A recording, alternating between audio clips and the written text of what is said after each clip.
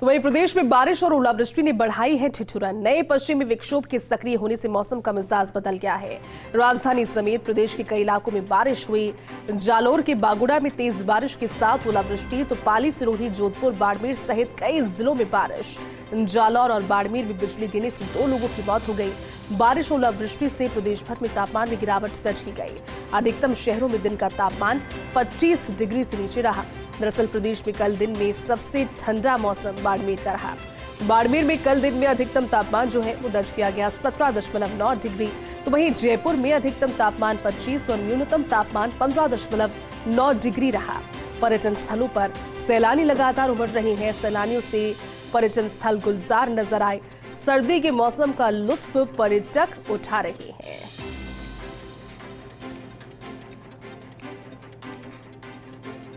तो सैलानियों से गुलजार हुए हैं पर्यटन स्थल। भले ही प्रदेश के अलग अलग शहरों की बात की जाए, जयपुर, जोधपुर, उदयपुर, माउंट आबू, ये वो खास जो फहरिस्त होती है पर्यटकों की पसंद होती है, ये वो शहर। इसके अलावा भी कई ऐसी जगह है जहां पर पर्यटक लगातार पहुंच रहे हैं, क्योंकि बारिश और ओलावृष्टि ने अचानक से मौसम में ठिठुरन बढ़ाई।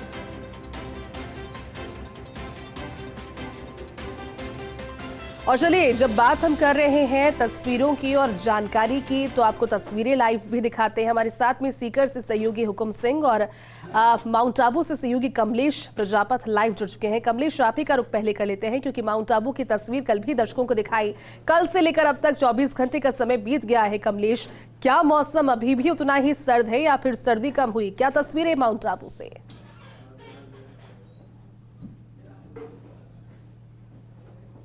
देखिए जयती, जहां पश्चिमी विक्षोभ के बाद जो माउंट आबू की वादियों में बारिश का दौर था, तो हालांकि बारिश कल देर शाम को थमी है। उसके बाद जो सर्दी का असर है वो अपना तीखे तेवर यहां पर दिखाती हुई नजर आ रही है। सुंदर नजारे से शुरुआत करते हैं। देखिए, इस वक्त जयती मैं हूं माउंट आबू की ऐतिहासिक नक्की झील पर, और नक्की झील पर आप देख सकते हैं नक्की झील की जो रेलिंग लगी हुई है उस पर जो ओस की बूंदे हैं वो यहाँ पर नजर आ रही हैं। तो कह सकते हैं कि सर्दी का जो प्रकोप है वो लगातार जारी है। और आप देखिए, झील के अंदर जो हल्की जो भाप उठ रही है उससे अंदाजा लगाया जा सकता है कि टेम्परेचर में कितना वेरिएशन यहाँ पर नजर आ रहा है। और ये जो ऐतिहासिक नक्की झील है, इसके अंदर आप देखिए जो बतख है वो यहाँ पर सर्दी के बीच भी अपनी मस्ती में यहाँ पर तैरती हुई नजर आ रही है। तो कह सकते हैं कि माउंट आबू के अंदर जो मौसम बदला है, मौसम बदलने के बाद जो तमाम शहर के जो इलाके हैं उन इलाकों में सर्दी का असर यहाँ पर देखने को मिल रहा है। सुबह जो चाय की थड़ी है, आप देखिए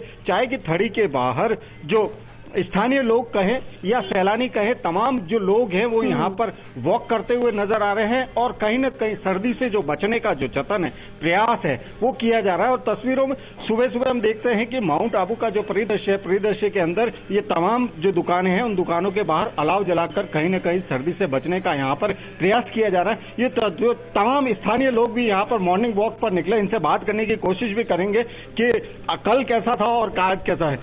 गिरीश भाई, कल मौसम में बदलाव था, आज कैसा नजर आ रहा है? कुछ ठंड वंड महसूस हो रही है? हाँ, आज तो सुहावना अच्छा है, मौसम अच्छा है, घूमने के लिए बहुत बढ़िया है। कैसा क्लाइमेट कैसा लग रहा है? बहुत अच्छा है, बहुत बढ़िया है। आप बताइए राज भैया। कल तो मौसम इतना खराब था, मॉर्निंग वॉक पर दो राउंड कर दिए हमने। 2 राउंड? आज 2 राउंड किया? आज एक ही करे। आज एक ही किया। देखिए, मॉर्निंग वॉकर्स जो है ये तमाम जो लोग हैं सुबह सुबह यहाँ से आते हैं। सर आप बताइए, कल वेदर कैसा था और आज वेदर कैसा है? और कुछ अलग नजर? आज बादल छटे हैं तो ठंड बढ़नी चाहिए आज। हाँ बिल्कुल, आज ठंड बढ़नी चाहिए। टेम्परेचर और गिरे भाई मिनिमम अभी 8 जा रहा है, 5-6 तक जाना चाहिए मिनिमम टेम्परेचर। देखिए ये तो तमाम जो स्थानीय लोग हैं इनका कहना है कि टेम्परेचर कहीं न कहीं आने वाले दिनों में बिल्कुल कमलेश, और टेम्परेचर का जब फ्लक्चुएशन होता है खासतौर पर ऐसी जगह जहां पर टूरिस्ट पहुंचते हैं, उन्हें इंतजार होता है लौटेंगे। लेकिन एक बार सीकर का रुख करते हैं।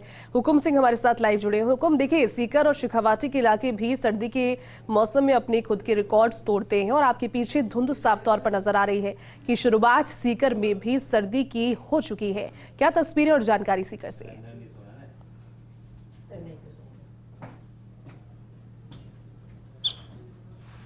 बिल्कुल जयती, मेरे पीछे धुंध दिखाई दे रही है। इस समय सर्दी का सबसे पहला वो दिन है जब कोहरा काफी ये कह सकते परवान पर है। और हमारे पश्चिम विक्षोभ के बाद में कल पूरे दिन भर बूंदाबांदी रही। दातारामगढ़ में बहुत तेज बारिश भी देखी गई है।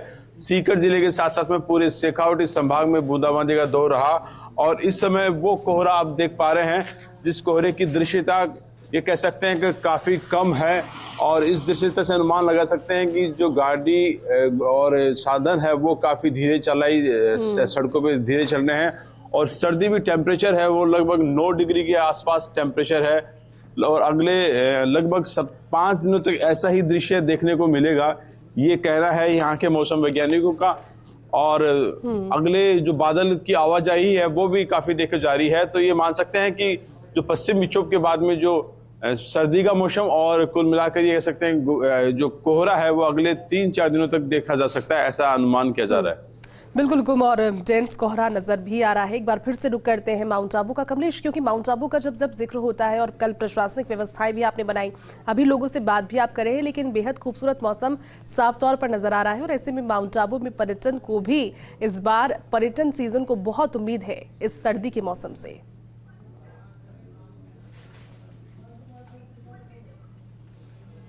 देखिए जयती, माउंट आबू का नाम आते ही उसकी सर्दी पहले याद आती है, क्योंकि यहाँ का जो टेम्परेचर है -7 डिग्री तक जाता है। तो इस सर्दी को देखने के लिए जो सैलानी है विशेष तौर पर इस सर्दी के सीजन में माउंट आबू आते हैं, क्योंकि आसपास जो हम बात करें गुजरात और राजस्थान, 2 राज्य ऐसे हैं जहां पर हिल स्टेशन एकमात्र इन 2 राज्यों में माउंट आबू आता है। और इस माउंट आबू के अंदर जो सर्दी का असर होता है बहुत तेज होता है। सुबह के समय जो यहाँ के जो तमाम जो मैदानी इलाके कहें या कारों की छतें कहें या घरों के बाहर जो खुला पानी रखा होता है वो बर्फ में तब्दील हो जाता है और उस बर्फ को देखने के लिए खास करके जो सैलानी है वो माउंट आबू आते हैं और माउंट आबू की इस सर्दी की एंजॉय करते हैं। और माउंट आबू की सर्दी अपने आप में एक अलग नजारा होता है, जहां सुबह के समय -7 का टेम्परेचर होता है और जैसे ही सूर्य निकलता है उसके बाद माउंट आबू की वादियों में गुलाबी सर्दी का एहसास है। जहां माइनस में सुबह टेम्परेचर होता है तो दिन आगे जैसे ही बढ़ता है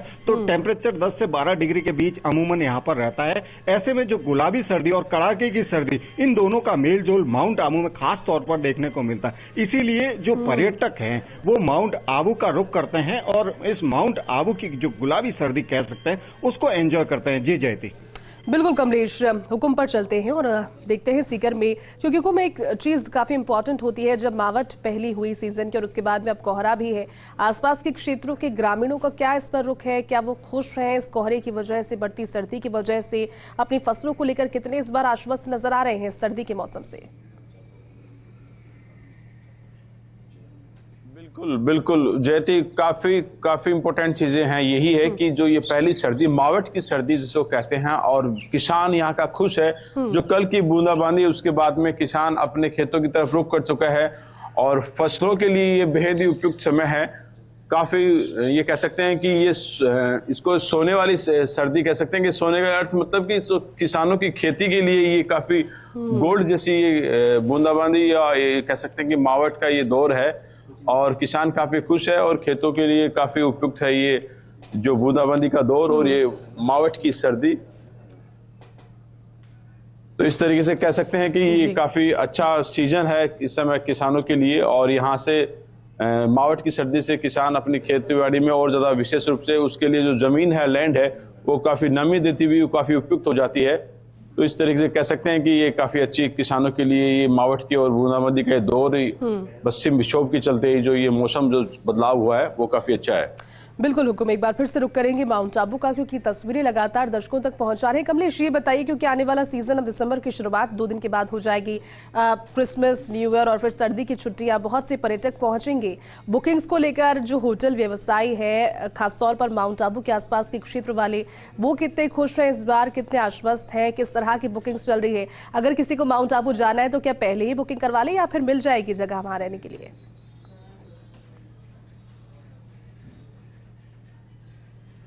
देखिए जयती, पर्यटन के लिहाज से माउंट आबू महत्वपूर्ण है और माउंट आबू के अंदर जो है आने वाले जो दिन है, दिसंबर का जो महीना है, इसमें क्रिसमस है और 31 है, 2 ऐसे इवेंट है जिनको लेकर के माउंट आबू के जो होटल व्यवसायी है काफी उत्साहित नजर आ रहे हैं। क्योंकि पिछला जो कोरोना काल था उसके बाद पर्यटन में जो बूम आया है उसके बाद जो यहाँ के जो व्यवसायी है उनमें कहीं ना कहीं उत्साह नजर आ रहा है। और जो ये दो खास तिथि है 25 क्रिसमस की और न्यू ईयर की, इन की लेकर के जो बुकिंग का दौर है वो शुरू हो चुका है। क्योंकि माउंट आबू में इन 2 दिनों के अंदर जो टूरिस्ट है और वीकेंड के जो दिन होते हैं उन दिनों में टूरिस्ट की काफी अच्छी संख्या देखी जाती है। इसलिए जो आने वाला जो पर्यटक है प्री बुकिंग करा पर यहाँ पर आता है, तो ऐसे में कहा जा सकता है कि आने वाला जो दिसंबर है महीना है उसको लेकर के जो स्थानीय व्यापारी है या कहीं स्थानीय होटलियर्स हैं, उन्होंने तैयारियां मुकम्मल कर दी है कि आने वाले जो त्योहार हैं उनको लेकर के किस प्रकार से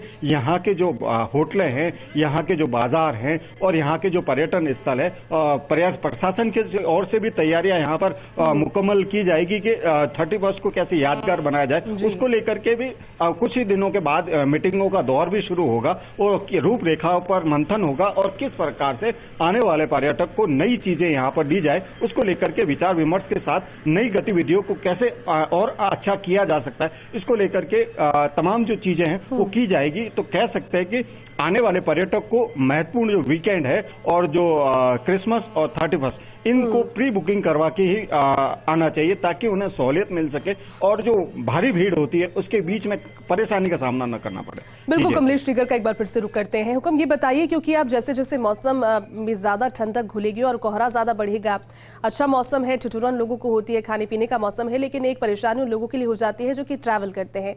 सुबह सुबह या फिर देर शाम तक जब कोहरा डेंस हो जाता है तो ट्रैवलिंग करने वालों को, दोपहिया वाहन चालकों को बहुत परेशानी होती है और हादसे भी होते हैं। इसको लेकर के खास एहतियात बरतने की जरूरत है। अगर शुरू से ही कोशिश की जाए ऐसे समय पर ना निकले, इसे टाल कर निकले, तो फिर फिलहाल कोहरे को लेकर के कोई अपडेट, कोई प्रशासनिक गाइडलाइन आई है?